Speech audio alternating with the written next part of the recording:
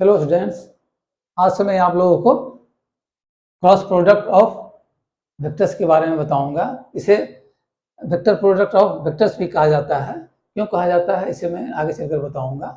White board को देखें आप। ये फिगर 1 को पहले समझ लें। ये वेक्टर ए हो गया, ये वेक्टर बी हो गया, और इन दोनों वेक्टर्स के बीच का एंगल थीटा है। और ये जो आप देख रहे हैं N is unit vector that is perpendicular to the plane of vector A and vector B। इसे ही मैंने यहाँ पे लैंग्वेज के रूप में लिखा है। Let theta be angle between two non-zero and non-parallel vectors vector A and vector B such that angle between them, that is theta, which is equal and more than 0 but equal and less than pi। Let n be unit vector perpendicular to the plane of vectors vector A and vector B। Then cross product of vector A and vector B is denoted as vector A cross vector B and is defined as cross product of vector A and vector B is equal to close bracket में modulus of vector A into modulus of vector B sin theta, ये जो बाहर है, into unit vector n।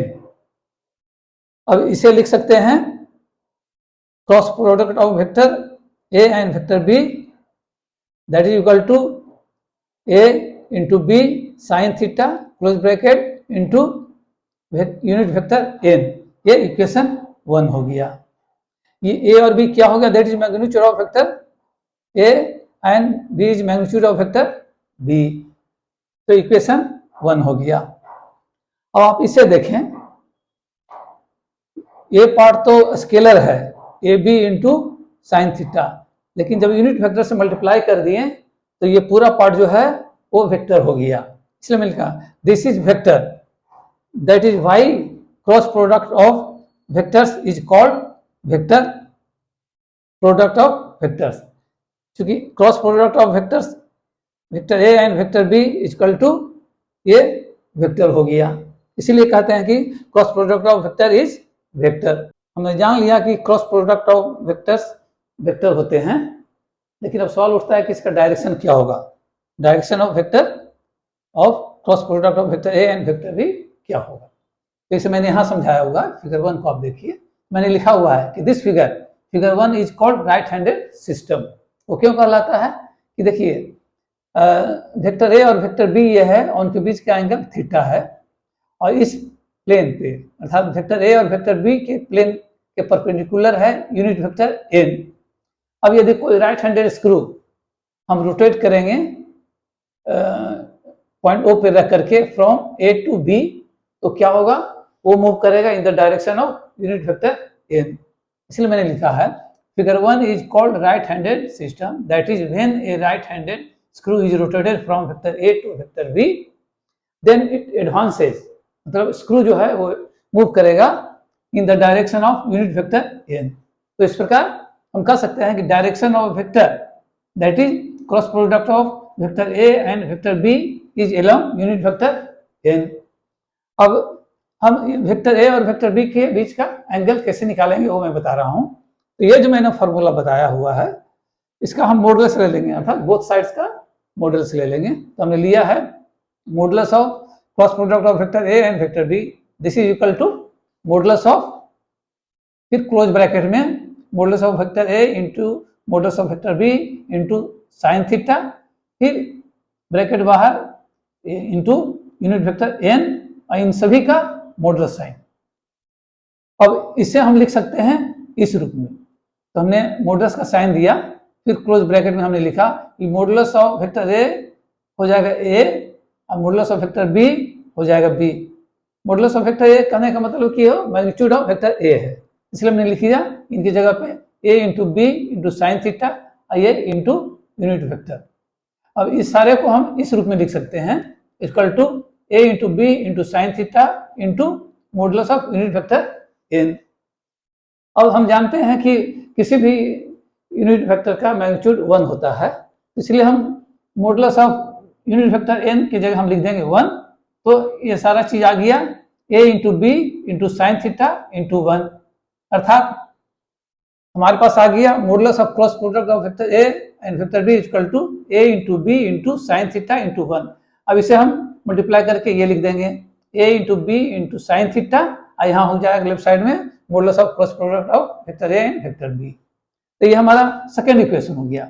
अब इसी equation से हम theta निकालेंगे तो क्या हो जाएगा, theta equal to sine inverse फिर क्लोज ब्रैकेट में modulus of cross product of vector A and vector B divide by A into B. अब देखिए ये जो वेक्टर ए एंड बी है, यदि वो पैरेलल हो या कॉलिनियर हो तो उस केस में उनके बीच का एंगल क्या होगा, उनके बीच का एंगल या तो 0 होगा या पाई होगा। तो उस केस में cross product of vector A and vector B equal to A into B sine theta into unit vector N. यहाँ थीटा की जगह 0 बैठाएंगे या थीटा की जगह पाई बैठाएंगे, तो उस केस में ये सारा जो पार्ट है ये 0 होगा, और उसको मल्टीप्लाई करेंगे यूनिट वेक्टर एन से तो 0 वेक्टर हो जाएगा, अर्थात नल वेक्टर हो जाएगा। तो हम कह सकते हैं कि cross product of vector A and vector B equal to null vector. अब from equation 1 and from equation 2, इन दोनों इक्वेशन की मदद से हम यूनिट वेक्टर एन निकाल लेंगे। वो कैसे निकालेंगे, वो हो जाएगा unit vector N equal to cross product of vector A and vector B divided by modulus of cross product of vector A and vector B. अब मैं आप लोगों को properties of cross product of vectors के बारे में बताने जा रहा हूँ। इसके लिए मैंने 3 वेक्टर्स एज्यूम किए हुए हैं, vector A, vector B and vector C, which are non zero vectors and L M N are scalars. तो पहला प्रॉपर्टी है vector A cross vector B, जिसे हम कहते हैं cross product of vector A and vector B. This will be equal to minus फिर close bracket में vector B cross vector A. तो यहाँ माइनस साइन इसलिए आ गया क्योंकि हमने बी का पोजीशन चेंज कर दिया, बी को left side of vector A ले गया। तो हो गया vector A cross vector B equal to minus फिर क्लोज ब्रैकेट में vector B cross vector A. तो इसे हम कहते हैं non commutative law. Next one है vector A cross close bracket में vector B plus minus vector C, and this will be equal to vector A cross vector B plus minus close bracket में vector A cross vector C. तो यहाँ plus sign रहेगा तो यहाँ plus sign रहेगा, यहाँ minus sign है तो यहाँ माइनस साइन रहेगा। तो इसे कहते हैं डिस्ट्रीब्यूटिव लॉ।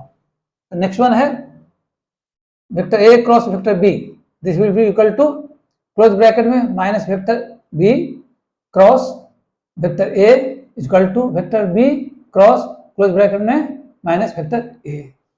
नेक्स्ट वन है L into vector A cross M into vector B, this will be equal to L into M into close bracket में vector A cross vector B. Next one है M into close bracket में vector A cross vector B, and this will be equal to M into vector A cross vector B equal to vector A cross M into vector B. अब ये जो छठा और सातवां, इसे समझने के लिए इस फिगर को समझ लीजिए। ये फिगर और कुछ नहीं है, ये 3 डायमेंशनल कोऑर्डिनेट सिस्टम है जिसमें यूनिट वेक्टर आई है एक्स एक्सिस के अलॉन्ग, यूनिट वेक्टर जे है वाई एक्सिस के अलॉन्ग, और यूनिट वेक्टर के है जेड एक्सिस के अलॉन्ग। तो प्रॉपर्टी क्या है, आई क्रॉस आई, अर्थात unit vector cross unit vector will be equal to J cross J, this will be equal to K cross K equal to 0। अर्थात किसी भी unit vector को उसी यूनिट वेक्टर से क्रॉस मल्टीप्लाई करेंगे, या यूँ कह सकते हैं कि cross product of unit vector and same unit vector will be equal to 0। तो ये तीनों अलग अलग 0 होंगे, इसके कारण ये तीनों इक्वल हैं। अब ये नेक्स्ट वन है I cross J will be equal to K, J cross K will be equal to I, K cross I equal to जे।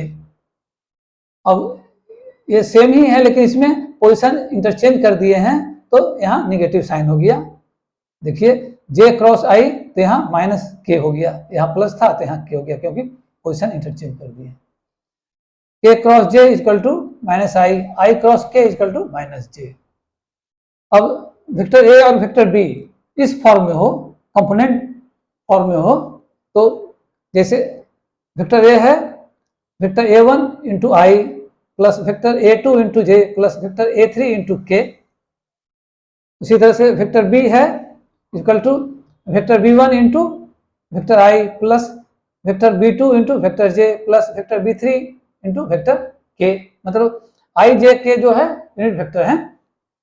तो cross product of vector A and B, या फिर कहें vector A cross vector B को हम इस तरह से लिख सकते हैं, इक्वल टू दो वर्टिकल लाइन में आई जे के यूनिट वेक्टर को लिख दिए, और उसके नीचे हम लिख दिए वेक्टर ए के कंपोनेंट को a1 a2 a3, जो आई का कंपोनेंट a1 है तो आई के नीचे a1 लिख दिए, जे का कंपोनेंट है a2 है तो a2 लिख दिए, के का कंपोनेंट a3 है तो इसके नीचे a3 लिख दिए।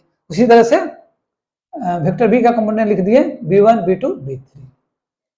अब इसका जो वैल्यू है वो ये इस रूप में आ जाएगा, वो क्या है, क्लोज ब्रैकेट में a1 into I plus a2 into J plus a3 into K close bracket में, फिर क्रॉस मल्टीप्लीकेशन, फिर क्लोज ब्रैकेट में b1 into I plus b2 into J plus b3 into K. Ninth property है any vector perpendicular to the plane of vector A and vector B is lambda into cross product of vector a and vector b where lambda is real number।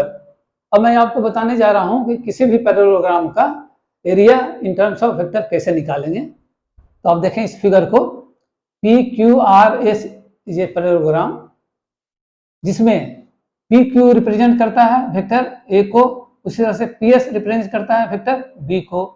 अब मैंने S और Q को मिला दिया और S से P Q पे एक परपेंडिकुलर इसके ड्रॉ कर दिया, और ये थीटा जो एंगल है वेक्टर ए और वेक्टर बी के बीच में,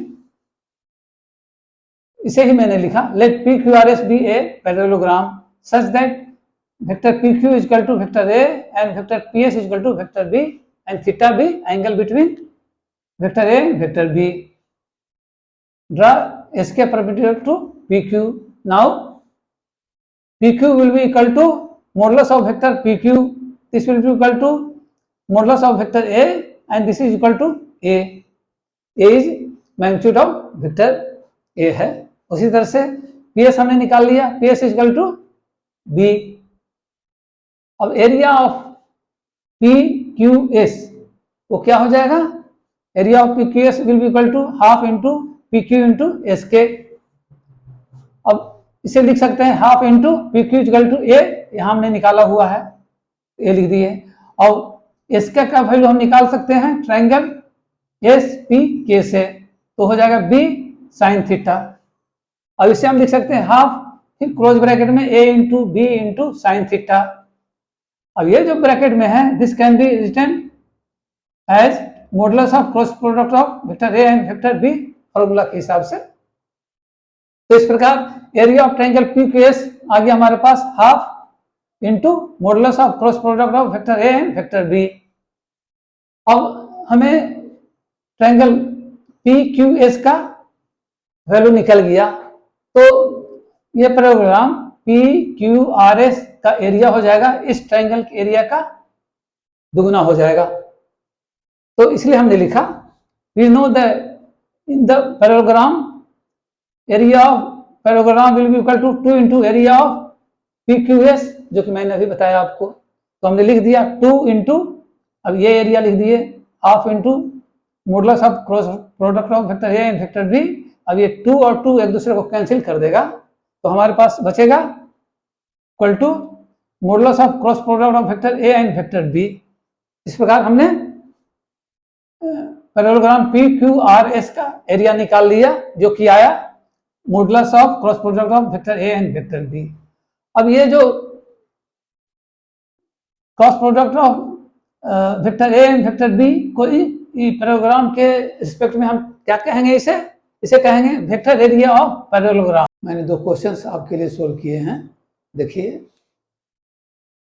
पहला क्वेश्चन है find the angle between vector A and vector B with magnitude 1 and 2 respectively and modulus of cross product of vector a and b is equal to square root over 3। तो ये दिया हुआ है vector ए का magnitude दिया हुआ है, vector B का मैग्नीट्यूड दिया हुआ है जो कि 1 और 2 है, और इसी तरह से ये वैल्यू दिया हुआ है। तो हमें निकालना है angle between vector A and vector B.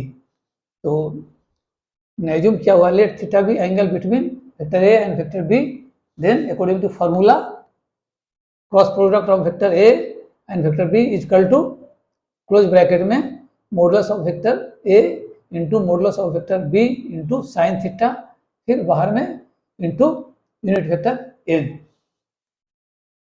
अब देखिए क्वेश्चन में हमें दिया हुआ है modulus of cross product of vector A and vector B is equal to square root over 3 and magnitude of vector A is equal to 1 and magnitude of vector B is equal to 2। तब इसमें हम value substitute कर देंगे। तो देखिए हमने substitute किया तो हो गया cross product of vector A and vector B is equal to, अब इसका वैल्यू सब्स्टिट्यूट कर दिए तो ये 1 हो गया, इसका वैल्यू सब्स्टिट्यूट कर दिए 2 हो गया, into sine theta into unit vector N. इसका मतलब हमारे पास आ गया cross product of vector A and vector B is equal to 2 sine theta into unit vector N. अब इसका हम मॉडुलस ले लेंगे तो हो जाएगा modulus of cross product of vector A and vector B is equal to 2 sine theta into modulus of unit vector N. Modulus of unit vector N होता है 1, तो यहाँ 1 मल्टीप्लाई करेंगे तो यही चीज आ जाएगा 2 साइन थीटा, लेफ्ट साइड में लिख देंगे इसका वैल्यू जो हमें दिया हुआ है यहाँ पे, तो स्क्वायर रूट ओवर 3 लिख दिए। तो आगे हमारे पास square root over 3 is equal to 2 sine theta. अब इसे लिखेंगे इस तरह से, sine theta is equal to square root over 3 by 2। ये वैल्यू किसका होता है साइन में, वो होता है sine 60 degree is equal to square root over 3 by 2, तो अर्थात थीटा इज इक्वल टू आ गया 60 डिग्री और pi by 3 radian. Next question है क्वेश्चन 2। तो फर्स्ट क्वेश्चन बहुत आसान था, इसे देखते के साथ आप समझ जाएंगे ये सीधे फॉर्मूला बेस्ड है, डायरेक्टली वैल्यू सब्स्टिट्यूट कर देंगे और वो सॉल्व हो जाएगा। लेकिन सेकंड क्वेश्चन में थोड़ा सा हल्का सा सोचने का जरूरत पड़ेगा, लेकिन ये भी बहुत आसान है। अब देखें, if vector A is equal to I minus J, मतलब unit vector I minus unit vector J, vector B is equal to 3j minus K, vector C is equal to 7i minus K, then find a vector, हमें उस vector का पता करना है D which is perpendicular to the vector A and vector B and dot product of vector C and vector D is equal to 1। ये सब condition दिए हुए हैं, तो हमें पता करना है वेक्टर डी। तो देखें, vector D is perpendicular to the vector A and vector B, इसका मतलब क्या हुआ, vector D is parallel to vector cross product of vector A and vector B. इसलिए हम लिख सकते हैं vector D is equal to lambda into close bracket में cross product of vector A and vector B. यहाँ lambda जो है scalar quantity है या रियल नंबर के हैं। अब देखिए vector D is equal to lambda into, अब क्लोज ब्रैकेट में वेक्टर ए की जगह सब्स्टिट्यूट कर देंगे जो हमें क्वेश्चन में ये दिया हुआ है, उसी तरह वेक्टर बी की जगह सब्स्टिट्यूट कर देंगे ये, तो हमने सब्स्टिट्यूट कर दिया क्लोज ब्रैकेट में आई माइनस जे क्रॉस, फिर क्लोज ब्रैकेट में 3j माइनस के, ये लेमडा है, तो ये दोनों को मल्टीप्लाई करने के बाद हमारे पास अंततः आ जाएगा लेमडा इंटू क्लोज ब्रैकेट में I plus J plus 3k। That means हमारे पास आ गया vector D is equal to lambda I plus lambda J plus 3 lambda K, equation 1 हो गया। अब सेकंड ये कंडीशन देखेंगे, dot product of vector C and vector D is equal to 1, उसे लेंगे हम, तो हमने इसे लिया है। और यहाँ भी वेक्टर सी की जगह सब्स्टिट्यूट कर देंगे जो यहाँ दिया हुआ है क्वेश्चन में, और उसी तरह से वेक्टर डी जो हमारे यहाँ पे आया है वो सब्स्टिट्यूट कर देंगे। तो हमने सब्स्टिट्यूट किया तो हो गया क्लोज ब्रैकेट में 7i माइनस के डॉट, फिर क्लोज ब्रैकेट में lambda I plus lambda J plus 3 lambda के इक्वल टू 1। और जब इसे हम सिंप्लीफाई करेंगे तो हमारे पास आ जाएगा लेमडा का value, lambda will be equal to 1/4। और ये जो लेमडा इक्वल टू 1/4 आया, इसे हम सब्स्टिट्यूट कर देंगे इक्वेशन 1। ये इक्वेशन 1 में सब्स्टिट्यूट कर देंगे लेमडा का वैल्यू, तो हमें वो वेक्टर निकल जाएगा, वेक्टर डी, जिसे हमें पता करना है। तो देखिए हमने लिखा है यहाँ vector D equal to 1/4 lambda substitute कर दिए यहाँ पे। तो लेमडा का वैल्यू जब सब्स्टिट्यूट कर दिए तो ये हो गया vector D equal to 1/4 i plus 1/4 j plus 3/4 k, अर्थात vector D equal to 1/4 close bracket में 1/4 इंटू क्लोज ब्रैकेट में हो जाएगा i plus j plus 3k। तो ये आंसर हो गया, वेक्टर डी हमने इस तरह से निकाला। इसी तरह से आप अन्य क्वेश्चन भी सॉल्व कर सकते हैं। इससे कठिन क्वेश्चन भी हो सकता है कि आपके बुक में दिए हुए हों, लेकिन उसे देख करके घबराने की जरूरत नहीं है। जो प्रिंसिपल्स मैंने बताए हुए हैं आपको, थ्योरी जो मैंने बताया हुआ है, उसे यदि आप अच्छी तरह समझ लेंगे तो उन्हें सोल्व करने में आपको कोई परेशानी नहीं होगी।